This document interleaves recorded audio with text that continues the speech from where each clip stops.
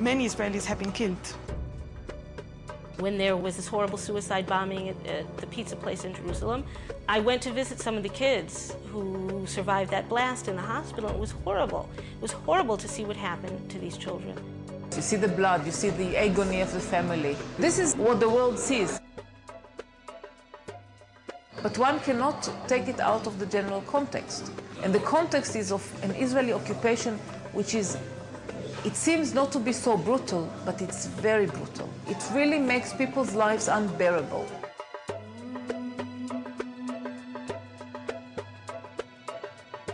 The use of suicide bombers is an act of desperation.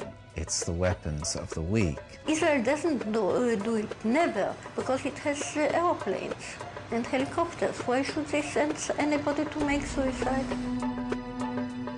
I think we have to change our conception of what Israel is. Israel likes to present itself as this little country surrounded by a sea of hostile Arabs, and we just want peace, and they're violent. Israel is the 5th largest nuclear power in the world. It's got between 200 and 300 nuclear warheads. So the reality is that Israel is a regional superpower. For the first time, the resistance to that occupation had, to a very small extent, an armed component. There was nothing close to equal force.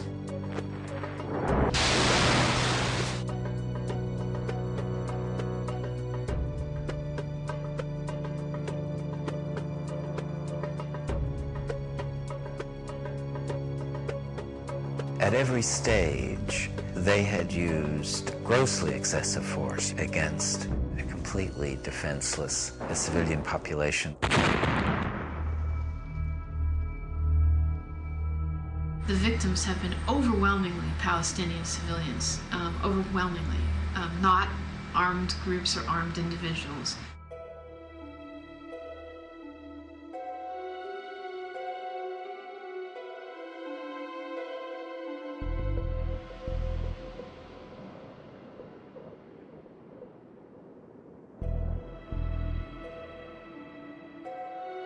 Israel has established all of these checkpoints within the West Bank, which require Palestinians to wait hours and hours to go very short distances. Just the freedom of movement, it's something that Palestinians are denied on a daily basis. The access to Jerusalem, the access to health care, the access to hospitals, clinics, and schools.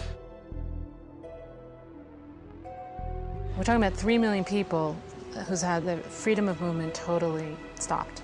It's a violation of international law, that the right to freedom of movement is a fundamental right in the Declaration of Human Rights. What you have is young Israeli conscripts who look bored. These guys are sitting out there and they're watching thousands of Palestinians go by. They have carte blanche to pull anyone over and harass them for whatever reason. They can detain them for hours, and it's a dangerous situation. The main population that are being affected by Israeli policies is the civilian population. Those population who is not being involved in any attacks against Israelis, civilians or the army. During this time of closure, unfortunately, there have been lots of bombings, lots of attacks. The closure is not meant to deter suicide bombers. It's meant to punish and put pressure on 3 million civilians. People do not earn anymore because the majority of the Palestinians used to work in Israel, and the majority of the Palestinian economy was based on the income of people who were working inside Israel. Now they cannot go into Israel, so tens of thousands of families just lose the source of income that they had.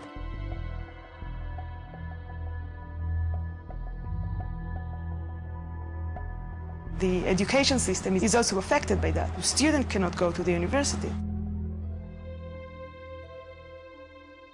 Birzeit University was subject to army closures for something like 18 times. The longest closure was during the first Intifada. For 5 years we could not set foot on campus. During this period we organized what the Israeli army called cells of illegal education.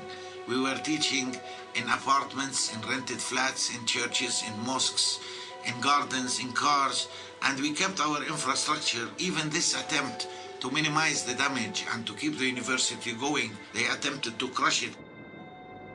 I went to college in the States and I found it very differently. Your biggest worry about in the States is if I'm going to pass my class, or oh, I hope I have a lot of friends. Over here it's totally different.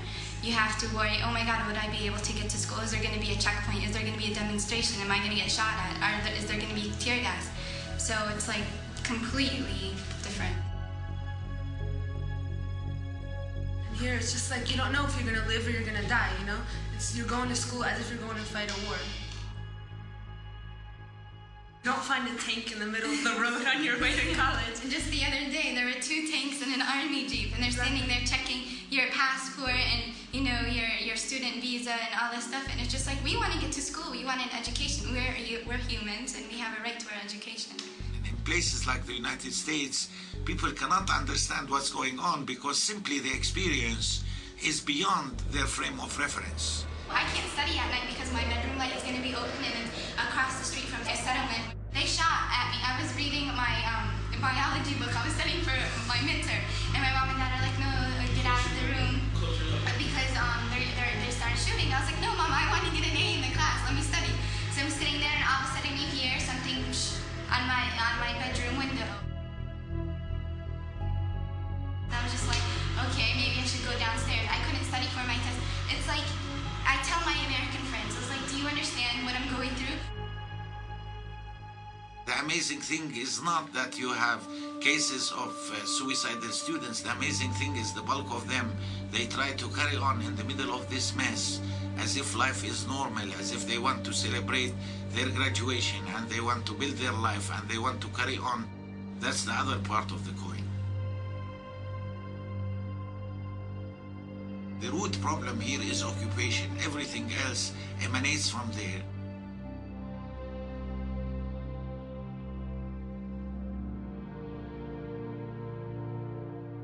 The most severe problem is people who need medical care.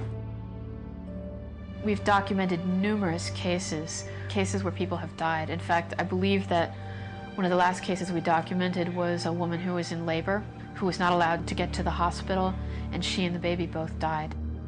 If people like that, if people who are really sick and really need to go to hospitals cannot do that, so I think you can imagine what happened to regular people that just want to go to work, just want to go to do some shopping, or even just visit friends. It's like living in a prison, a gigantic prison. Haaretz, the intellectual newspaper in Israel, ran a whole, a 4-page magazine article on the refugee issue. It had a picture of Tel Aviv University now and what was there before Tel Aviv University, a Palestinian village.